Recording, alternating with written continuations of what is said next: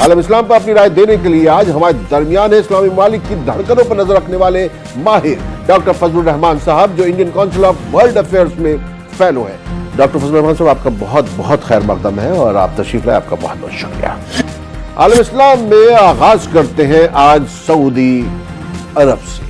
سعودی عرب نے دنیا کی 20 بڑی معیشتوں کے گروپ G20 کی صدارت سنبھال لی ہے۔ سعودی عرب یہ منصب سنبھالنے والا عرب دنیا کا پہلا ملک ہے اور وہ اگلے برس نومبر میں G20 کے سربراہی اجلاس کی میزبانی کرے گا۔ ابھی تک یہ سربراہی جاپان کے پاس تھی، جس نے اتوار کے روز یہ سربراہی سعودی عرب کے حوالے کی۔ دیکھیے رپورٹ۔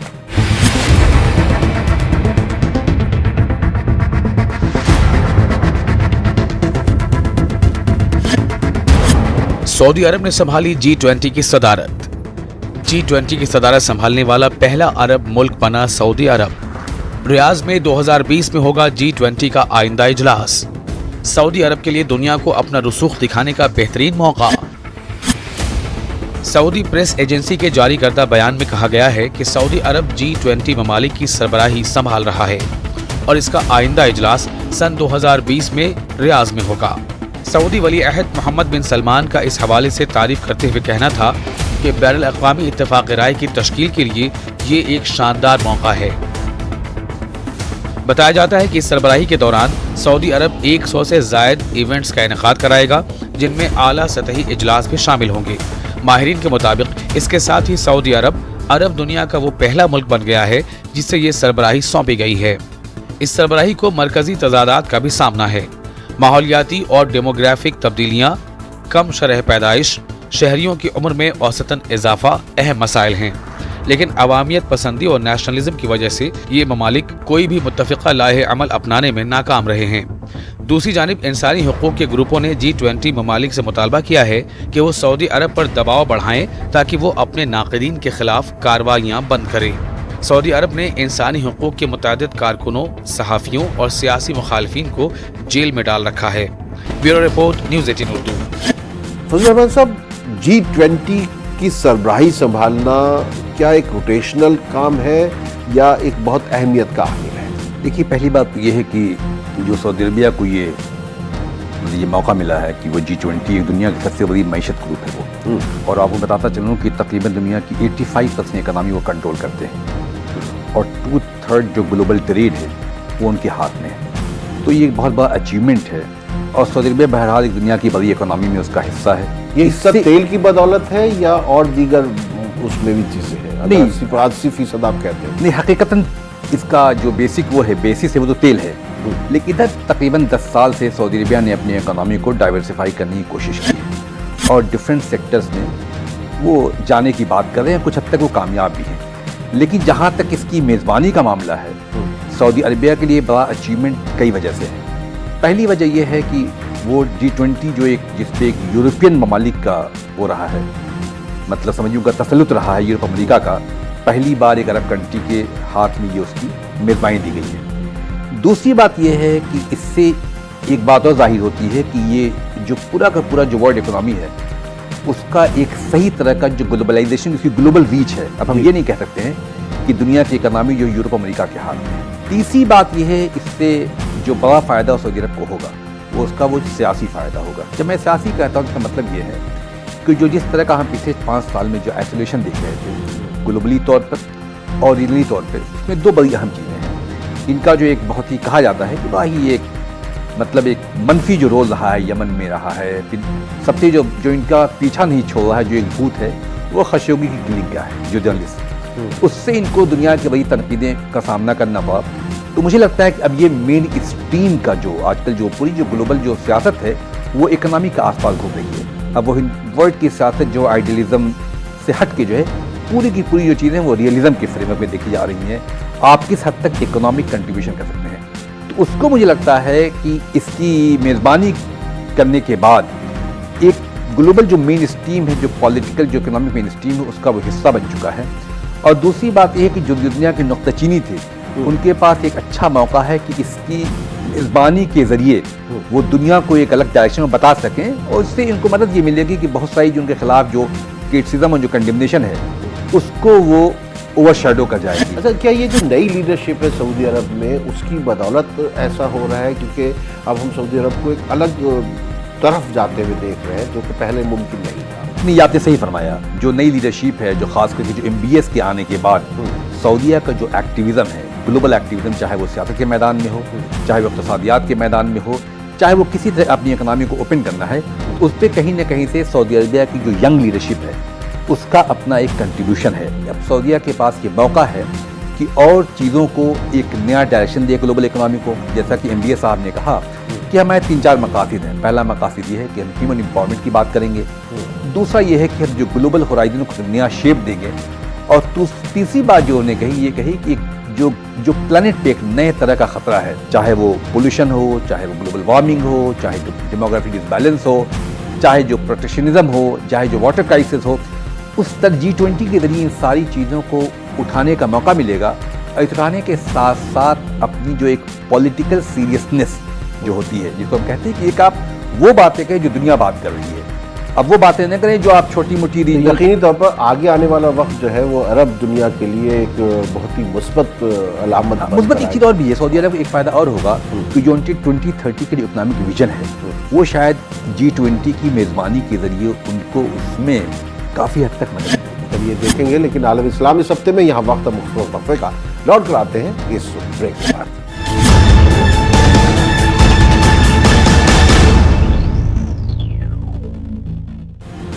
عالم اسلام اس ہفتے میں آپ کا ایک بار پھر خیر مقدم ہے. عراق کی جانب چلتے ہیں. عراق میں وزیر اعظم عادل عبد المہدی کے استعفے کے بعد نئی حکومت کے قیام کے لیے حریف جماعتوں نے مذاکرات شروع کر دیے ہیں.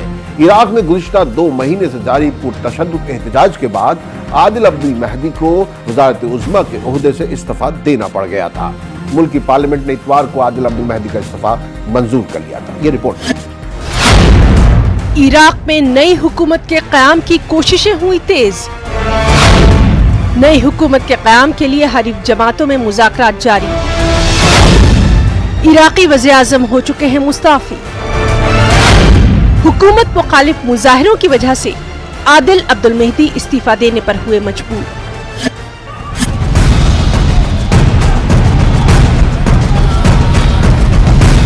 عراق میں پرتشدد مظاہروں اور وزیر اعظم عادل عبد المہدی کے استعفے کے بعد نئی حکومت کے قیام کے لیے حریف جماعتوں نے مذاکرات شروع کر دیے ہیں. تقریباً 1 سال تک وزارت عظمیٰ کا منصب سنبھالنے والے عادل عبد المہدی نے اتوار کے روز شیعہ مسلک کے اعلیٰ رہنما آیت اللہ علی سستانی کی مداخلت کے بعد اپنے عہدے سے استعفیٰ دے دیا تھا. عراقی پارلیمان نے اتوار کو عادل عبد المہدی کا استعفیٰ منظور کر لیا تھا. اس کے بعد اسپیکر نے صدر برہام صالح کو نئے وزیر اعظم کا نام تجویز کرنے کی ہدایت کی تھی. خبروں کے مطابق عادل عبد المہدی کے استعفے سے قبل ہی نئے وزیر اعظم کے انتخاب کے لیے بات چیت شروع ہو چکی تھی. اس حوالے سے ملاقاتوں کا سلسلہ اب بھی جاری ہے. واضح ہے کہ عراق میں گزشتہ 2 ماہ سے جاری حکومت مخالف مظاہروں کی وجہ سے عادل عبد المہدی 29 نومبر کو مستعفی ہونے پر مجبور ہو گئے تھے.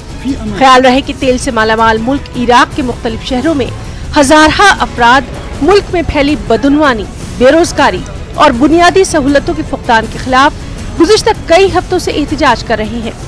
مظاہرین کا مطالبہ ہے کہ ملک کے سیاسی نظام میں تبدیلی لائی جائے تاکہ ملک کے غریب عوام اپنے بنیادی حقوق حاصل کر سکیں، انہیں بدعنوانی سے نجات حاصل ہو سکے. اکتوبر کے اوائل میں بغداد سمیت عراق کے دیگر شہروں میں شروع ہونے والے مظاہروں کے نتیجے میں 400 افراد کو زندگی سے ہاتھ دھونا پڑا جبکہ ہزاروں شہری زخمی ہو گئے. عالمی بینک کے مطابق عراق میں ہر 5 میں سے 1 فرد سطح غربت کے نیچے زندگی گزار رہا ہے. نوجوان بے روزگاروں کی تعداد 1/4 ہے. Bureau report, news 18 Urdu.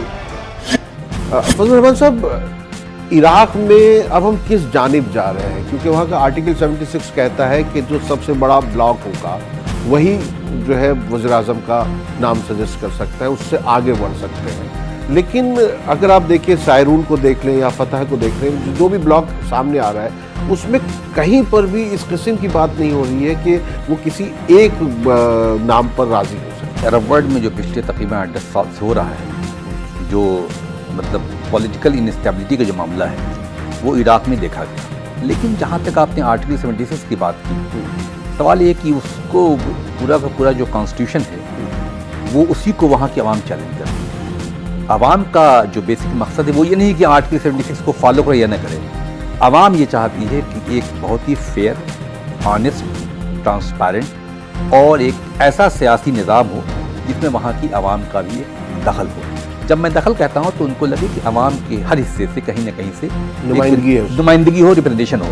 اور ایک بات آپ کو بتاتا چلوں میں کہ عراق کا جو پروٹیسٹ ہے اس میں پہلی بار جو ایشوز ہے وہ ایشوز جو ہیں سیکٹیرینزم اٹھ کے. یہ کوئی نہیں کہہ سکتا کہ شیعہ سنی کا بوال ہے. ان کا پورا جو فوکس ہے وہ پولیٹیکل کلاس پہ. وہ کہہ رہے ہیں کہ ہمارے ملک کی دولت کہاں جا رہی ہے. وہ ملک جس کی صرف تیل سے جو آمدنی ہے وہ $20 بلین پر منتھ ہے، اور اس ملک میں لائٹ نہیں، نوکری نہیں، بازار میں چیزیں نہیں، ایجوکیشن نہیں. اور اس کا جو سب سے بڑا جو رد عمل یہ ہوا ہے وہ ہوا یوتھ میں. عرب ورلڈ کی جو پاپولیشن ہے اس وقت تقریباً 60 سے 70% جو ہے اس کو ریپرزینٹ وہاں کے جوان طبقہ کرتا ہے.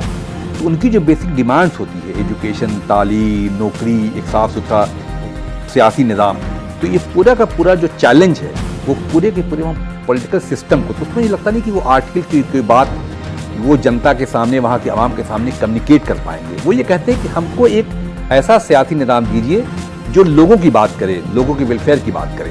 نہیں دیکھیے، ان کو دیکھیے 2 مہینے لگ گئے جب تک جمعے کی نماز میں آغا سیستانی نے کہا نہیں کہ یہ پولیٹیکل کلاس کو اس کے بارے میں سوچنا ہوگا، تب تک جو ہے عادل مہدی نے جو ہے استعفیٰ نہیں دیا. اب مقتدی المہدی جو ہے وہ ایک الگ گروپ کو لے کے آگے آتے ہیں. سائرون جو ہے ان کا ہے، پھر دوسرا بلاک ہے. تو یہاں پر کیا ہے کہ شیعہ، سنی اور جو کرد اور جو عیسائی ہیں ان سب کو ایک ہو کے آگے آنا ہوگا. جو ڈیلیگیشن کی یہ بات آپ کر رہے ہیں، جو کرد گروپ گیا ہے، جو سائرون گئے ہیں، جو فتح کے لوگ گئے ہیں، جو مطلب مقتدی صدر کے لوگ ہیں، پھر جو وہاں کا جو ایک وہ گروپ ہے جو اسلامک جس نے اس کے خلاف ISI کے خلاف جو لڑائی لڑی تھی، جو ایران بیک گروپ ہے. لیکن ساتھ یہ بھی دیکھیے کہ 2 ہفتے کے اندر وہاں پہ ایرانین کانسولیٹ پہ بھی کہیں حملہ ہوا. اس بات کا عکاسی ہے کہ وہ ایرانین مداخلت کو بھی پسند نہیں کر رہے ہیں. ایرانی مداخلت جب نام لیتے ہیں یہ کہتے ہیں کہ شاید وہ وہاں کے شیعہ گروپ کو اپنا مطلب ایک اکسا رہے ہیں یا ان کو انسٹیگیٹ کر رہے ہیں. تو ان کے خلاف کا مظاہرے کا مطلب یہ ہے کہ کسی طرح سے عراق کی عوام جو ہے وہ باہری مداخلت کو تقریباً 20 سال سے جھیلتے اب ان کو لگ گیا ہے. جیسے مقتدی المہدی کا جو گروپ ہے وہ تو ہتھیار بند لوگ بھی ہیں نا ان کے ساتھ. وہ ان کا تو بہت بڑا پہلی بار وہ جو ہیں پوری طرح انہوں نے اینٹی امریکہ کا وہ سلوگن لے کے سیشن میں آئے. اور انہوں نے یہ بھی کہا، آپ کو یاد ہوگا مقتدی اسد صاحب جو ہے اپنے کیمپین کے دوران وہ سعودی عرب بھی گئے، جس نے خود وہاں کی اندرونی سیاست کو ایک نیا ٹرن دیا. چلیے ٹھیک ہے، آگے بڑھتے ہیں. ترکی اور فرانس کے رشتوں میں تلخیاں بڑھ رہی ہیں. دونوں ممالک کی لیڈرشپ ایک دوسرے پر تنقید کرنے کا کوئی موقع نہیں گنوا رہی ہے. پیش ہے یہ خاص رپورٹ. ترکی اور فرانس کے درمیان ایک دوسرے پر تنقید کرنے اور الزامات عائد کرنے کا سلسلہ جاری ہے. دونوں ممالک کے رشتوں میں خلیج ہے کہ بڑھتی جا رہی ہے. فرانس کے صدر ایمانوئل میکرون نے ترکی کے ذریعے شمالی شام میں کیے گئے حملے پر شدید تنقید کی تھی. فرانسیسی صدر کی اس تنقید کو سختی کے ساتھ ترکی نے نہ صرف مسترد کر دیا بلکہ فرانسیسی صدر میکرون پر دہشت گردی کو اسپانسر کرنے کا سنگین الزام عائد کر دیا. ترکی کے وزیر خارجہ چاوش اوغلو نے الزام لگایا کہ میکرون دہشت گردی کو اسپانسر کرنے میں پیش ہے. چاوش اوغلو نے کہا کہ اگر میکرون دہشت گرد تنظیم کو اپنا اتحادی کہیں گے تو پھر کچھ نہیں کہا جا سکتا. حالیہ دنوں میں دونوں ممالک کے رشتوں میں اس وقت تلخیاں بڑھ گئی تھیں جب فرانس کے صدر میکرون نے شامی ڈیموکریٹک فورسز کے ایک آفیسر کی میزبانی کی تھی. ترکی اس تنظیم کے ایک حصے کو دہشت گرد قرار دیتا آ رہا ہے. واضح رہے کہ یہ دونوں ممالک نیٹو کے رکن ہیں. اس سے پہلے میکرون نے نیٹو کو ذہنی طور پر مردہ قرار دے دیا تھا. انہوں نے کہا تھا کہ نیٹو کے ممبر ممالک کو بیداری کی ضرورت ہے کیونکہ بہت سے اہم معاملات پر یہ ممالک آپس میں مشاورت نہیں کر رہے ہیں. انہوں نے ترکی کے شمالی شام میں فوجی حملے پر نیٹو کی خاموشی پر بھی تنقید کی. ترکی اور اس کے نیٹو اتحادیوں کے درمیان تعلقات تب سے خراب ہیں جب سے انقرہ نے روس سے رواں برس کے آغاز میں زمین سے فضا میں نشانہ بنانے والے S-400 میزائل سسٹم کو خریدا ہے. Bureau report news 18 Urdu.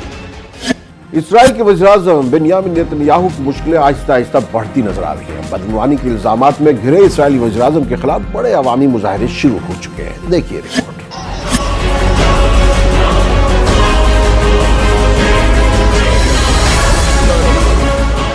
Israel کے ساحلی شہر تل ابیب میں ہزاروں افراد وزیراعظم نیتنیاہو کے خلاف سڑکوں پر نکل پڑے اور ان سے استعفیٰ دینے کا مطالبہ کرنے لگے. ये एहतजाजी मुजाहरे इसराइल की movement for quality government in Israel की तरफ से मुनज़्ज़म किए गए थे। मुजाहिरीन ने मजबूत इसराइल और मजबूत जमहूरियत के हक में बैनर्स उठा रखे थे। बेंयामिन नेतन्याहू इसराइली तारीख के ऐसे पहले वज़ीर-ए-आज़म हैं जो कि इक़्तिदार में हैं और जिन पर धोखाधड़ी, रिश्वत-सितानी और एतमाद की खिलाफ वर्जी की फर्द जुर्म भी आयद की जा चुकी है। चंद रोज पहले इसराइल की खातून उस्ताद ने भी क्लासरूम से वज़ीर-ए-आज़म नेतन्याहू की तस्वीर उतार दी थी। इस खातून टीचर का मौक़िफ़ था कि कोई बदउनवान सरबरा बच्चों के लिए रोल मॉडल नहीं हो सकता। दूसरी जानिब नेतन्याहू इन इल्जामात को मुस्तरद करते नजर आ रहे हैं। नेतन्याहू ने साफ कहा कि वो तब तक मुस्ताफी नहीं होंगे जब तक कि उन्हें सजा नहीं सुनाई जाती। नेतन्याहू को अपनी सियासी जमात लिकुड पार्टी के अंदरूनी हलकों की मुखालफत का भी सामना है। लिकुड पार्टी के एक सीनियर लीडर गेदोन सार ने मुतालबा किया कि आइंदा आम इंतखाबात से कबल पार्टी की क़यादत के लिए भी इंतखाबात कराए जाएं। Bureau report, news 18 Urdu. आलम इस्लाम इस हफ्ते में यहाँ वक्त मुख्तसर वक्फे का लौट कर आते हैं इस ब्रेक के बाद।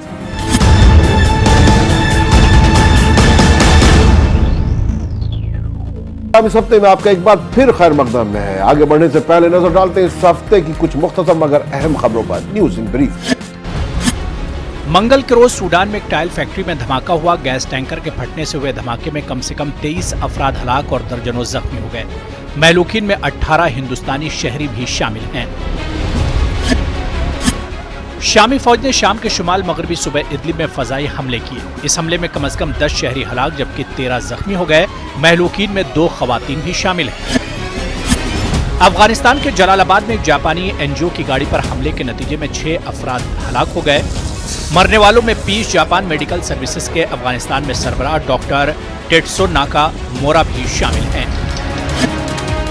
एक और मुसलमानों पर मजालिम के खिलाफ अमरीकी ऐवान नुमाइंदगान में बिल मंजूर। सदर ट्रंप से बीजिंग हुकूमत के खिलाफ सख्त इक़दाम करने का किया गया मुतालबा, जबकि चीन ने अमरीकी कदम पर सख्त एतराज जताया। अमरीका के खुसूसी नुमाइंदे बराए अफगान मुफाहमत जुल्म खलीलजाद ने दाइश के खिलाफ अफगान तालिबान की कोशिशों का एतराफ़ किया है। जुल्म खलीलजाद ने कहा कि नंगहार में दाइश के खिलाफ हालिया मुहिम इसकी एक मिसाल है। ईरान के सदर हसन रूहानी ने कहा है कि अगर अमरीका ईरान के खिलाफ गैर कानूनी पाबंदियां खत्म कर दे तो ईरान जौहरी मामले पर मुज़ाकरात के लिए तैयार है। हसन रूहानी ने तेहरान के खिलाफ अमरीकी पाबंदियों के लिए इजराइल को जिम्मेदार ठहराया। ईरान के सरकारी टेलीविजन पर मंगल को इस बात का एतराफ़ किया गया कि हालिया हुकूमत मुखालिफ मुजाहरों के दौरान मुख्तलिफ शहरों में मुजाहिरीन हलाक हुए हैं। टेलीविजन पर यह भी बताया गया कि मुश्ताइल ईरानी मुजाहिरीन की हलाकतें इन्हें मुंतशिर करने के लिए सिक्योरिटी फोर्सेस की कार्रवाई में हुई हैं। आलमी जौहरी तवानाई एजेंसी IAEA के नए डायरेक्टर ने कहा है कि बहुत जल्द ही IAEA की टीम ईरान के जौहरी प्लांट का जायजा लेगी। उन्होंने आजादाना और मुनसिफाना तौर पर जांच का यकीन दिलाया। ओमान के वजीर ममलिकत खारजा यूसुफ बिन अलवी ने पीर को तेहरान में ईरान के वजीर खारजा जवाद जरीफ से मुलाकात की। मुलाकात के दौरान अपना हुर्मुज में अमन समेत मुख्तलिफ बाहिमी उमूर पर तबादला ख्याल किया गया। मगरबी किनारे में इजरायली फौज की फायरिंग में हलाक हुए 18 साला फिलिस्तीनी नौजवान की नमाज जनाजा अदा की गई। इजरायली फौज की फायरिंग में खालिद बदावी नामी नौजवान की मौत हो गई थी। अमरीकी सदर डोनाल्ड ट्रंप ने लबनान के लिए सिक्योरिटी इमदाद बहाल कर दी है। इस इमदाद का हजम 100 मिलियन अमरीकी डॉलर से ज्यादा है। ये इमदाद एक ऐसे वक्त पर बहाल की गई जब लबनान में बदउनवानी और बेरोजगारी के खिलाफ हुकूमत मुखालिफ मुजाहरों की वजह से हुकूमती निज़ाम तकरीबन मफलूज होकर रह गया है। जंगज़दा शाम से घर बार छोड़कर लबनान में पनाह लेने वाले रिफ्यूजियों को सर्दी के इस मौसम में सख्त मुश्किलात का सामना करना पड़ रहा है। ये पनाहगुज़ीर बुनियादी सहूलतें से महरूम हैं और 2 वक्त की रोटी के लिए तरस रहे हैं। हूसी बागियों के लिए मिसाइल पुरज़ाजात स्मगल करने की कोशिश नाकाम बना दी गई। अमरीकी हुक्काम के हवाले से बताया गया कि बहरे अरब में अमरीकी नेवी के जंगी जहाज ने कश्ती कब्जे में ली है जिसमें एडवांस मिसाइल्स के पुरज़ाजात थे।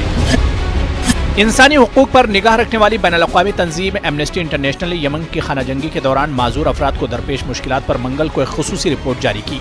इस रिपोर्ट में वाज़ेह किया गया है कि यमनी खाना जंगी से माजूर अफराद की जिंदगी इंतहाई मुश्किल और उनकी तकालीफ में मुसलसल इजाफा हो रहा है। दुबई के एक अस्पताल में दाखिल पाकिस्तान के साबिक फौजी सदर परवेज मुशर्रफ ने अस्पताल से अपने वीडियो में कहा है कि संगीन गद्दारी केस में उनके साथ ज्यादती हो रही है। मुशर्रफ ने कहा कि इंसाफ के तकाजे पूरे नहीं किए जा रहे हैं। पाकिस्तानी मकबूजा कश्मीर के गिलगित बल्तिस्तान में तलबा का पाकिस्तानी हुकूमत के खिलाफ एहतजाज। कराकोरम यूनिवर्सिटी के तलबा का इल्जाम है कि इन्हें आला तालीम के हुसूल से महरूम रखा जा रहा है। और अब ईरान।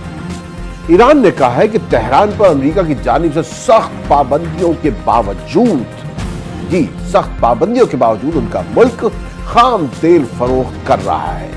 ईरान के नायब सदर इसहाक जहांगीरी का कहना है कि तेहरान तेल फरोख्त करने के लिए दीगर जराए का इस्तेमाल कर रहा है। देखिए।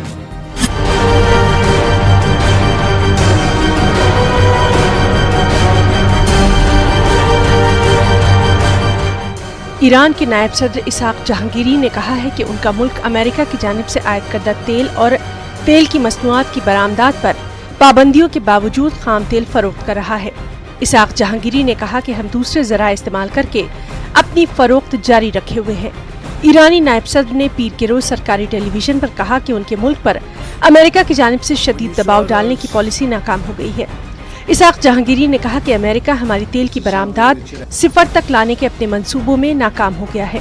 उन्होंने कहा कि अगरचे ईरान के कई दोस्त ममालिक भी अमेरिका की तरफ से अपने खिलाफ मुमकिन इक़दामात के डर से ईरानी खाम तेल की खरीदारी बंद कर चुके हैं, ताहम फिर भी हम अपना तेल फरोख्त कर रहे हैं।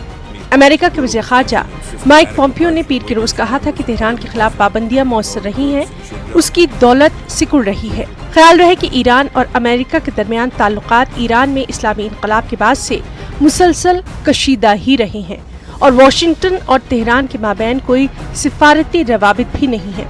ट्रंप इंतजामिया की कोशिश है कि ईरान को मुज़ाकरात पर मजबूर करके उसके साथ एक और नई मौसर जौहरी डील तय की जाए। ताहम ईरान की हसन रूहानी हुकूमत ने उस वक्त तक दोबारा मुज़ाकरात करने से इनकार कर दिया है जब तक अमेरिका साबिका मुआहदे पर वापस नहीं आ जाता और पाबंदियां उठा नहीं लेता। Bureau report, news 18 Urdu. Doctor Fazlur Rahman साहब, ये पाबंदियां हैं, उसके बाद भी तेल बेचा जा रहा है। इसका मतलब उन मालिक को बेचा जा रहा होगा जहां अमेरिका की कोई से नहीं है, अमेरिका को कोई मान नहीं रहा है, या और कोई रास्ते भी हैं? देखिए, रास्ते तो और कोई नहीं है। सवाल ये है कि अमेरिका की जो उनकी सिक्योरिटी एजेंसीज हैं, जो उनका इंटेलिजेंस जो अमला है, वो हर जगह मतलब उस पर पूरी तरह वो तैनात है। और जहाँ तक इनका स्टेटमेंट है उसकी मैं बात बताता चलूँ कि एक तरह का साइकोलॉजिकल वॉर भी चल रहा है अमेरिका और ईरान के बीच में। और ऐसा नहीं कि ईरान जो है पहली बार सैंक्शन के असर में आया है, तकरीबन वो सैंक्शन पिछले 40 साल से झेल रहा है। तो उनका स्टेटमेंट ये है कि भाई हम तेल बेच रहे हैं, तो उससे बताने का मतलब ये है ग्लोबल कम्युनिटी को, ईरान ने बार बार कहा है कि हम चाहते हैं कि इसी सैंक्शन के जरिए ईरान का जो सियासी निज़ाम है हम उसको गिराएंगे और वहाँ की आवाम में एक ऐसा शोला भड़केगा कि लोग खुद दुश्मन होने जाएंगे। एक तो ये मैसेज देना है कि हमारे सियासी निज़ाम काफ़ी मुस्तहकम है। दूसरी बात ये कि उसने बहुत वाज़ेह कर दिया है कि जो अमेरिका की जो नॉट सो फ्रेंडली जो कंट्रीज हैं लाइक चाइना, टर्की, सीरिया, वो उनसे तेल ले रहे हैं। अब चाइना ने कई बार कहा है इस बात की, सबसे चाइना जो है सबसे बड़ा मेरे ख्याल में ईरान से ऑयल का इंपोर्ट है। बड़ी इकोनॉमी है, बड़ी तो सस्ता भी मिल रहा होगा, सस्ता मिल रहा है, उसकी मजबूर ईरान की मजबूरी सस्ता बेचना। टर्की तो खैर बार बार कहा है, टर्की कहीं अपने अंदरूनी जो बगावतें हैं उनको कमजोर करने के लिए तो नहीं बता रहे कि देखिए क्योंकि पेट्रोल महंगा होने के बाद ही वहाँ पे सब कुछ हुआ था। नहीं, देखिए इसका एक सियासी अपनी ऑडियंस को भी एडजस्ट करना है।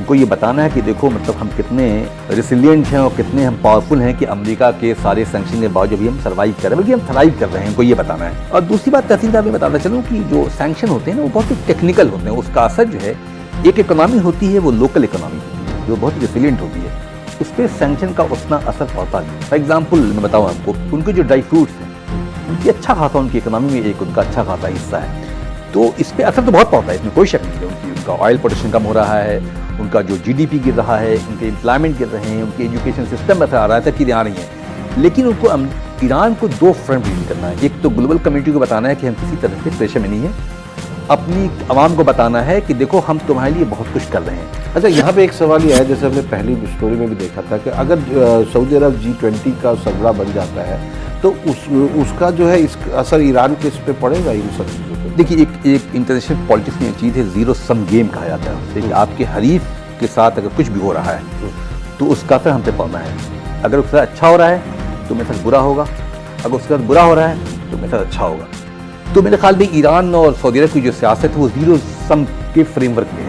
उसी के तनाजुर में ये उनके नायब सदर में ये स्टेटमेंट नहीं, आप जहांगीरी साहब आप इससे इनकार नहीं कर सकते हैं। वजह ये कि जब इकोनॉमिक सैंक्शन को आप सिर्फ इकोनॉमिक नहीं कर सकते, आपको सियासत भी करनी है, उसमें आपको स्ट्रेटजी भी दिखानी है अपने, हम कैसे डील कर रहे हैं। और एक तरह का एक पूरी साइकोलॉजिकल इन्वॉल्वमेंट वहाँ होता है कि हम कैसे आवाम को बताते चलें कि हमारा ऐसा मत समझो कि हम कल गिर जाएंगे। चले आखिर में एक बहुत अच्छी स्टोरी है। अरब मीडिया रिपोर्ट के मुताबिक सऊदी अरब के वली अहद मोहम्मद बिन सलमान ने अबू ज़हबी का दौरा किया था, जहां उनको खुशामदीद कहने के लिए बच्चियां मौजूद थीं। मुत्तहिदा अरब अमारात और सऊदी वली अहद ने कतार में खड़े होने वाले तकरीबन तमाम ही बच्चों से हाथ मिलाया। ताहम इस दौरान एक ऐसी बच्ची थी जिससे शेख मोहम्मद बिन ज़ायद अल नहयान हाथ ना मिला सके। वली अहद के स्टाफ ने शेख मोहम्मद बिन ज़ायद अल नहयान की तवज्जो इस तरफ दिलाई तो उन्होंने बच्ची की दिलजोई का फैसला किया और अगले ही रोज मुलाकात के लिए उसके घर पहुंच गए। अब्दुल्ला बिन ज़ैद ने समाजी राब्ते की वेबसाइट पर हाथ न मिलाने और अगले रोज बच्ची की दिलजोई करने की वीडियो शेयर की है, जिसे सार्फिन ने बहुत पसंद किया और वली अहद की सादगी की तारीफ भी की है। और आलम इस्लाम इस हफ्ते में आज के लिए बस इतना ही। मुझे दीजिए इजाजत और अगले हफ्ते तक खबरदार रहिए, बेदार रहिए। फजल रहमान साहब, आपका बहुत बहुत शुक्रिया। आदाब।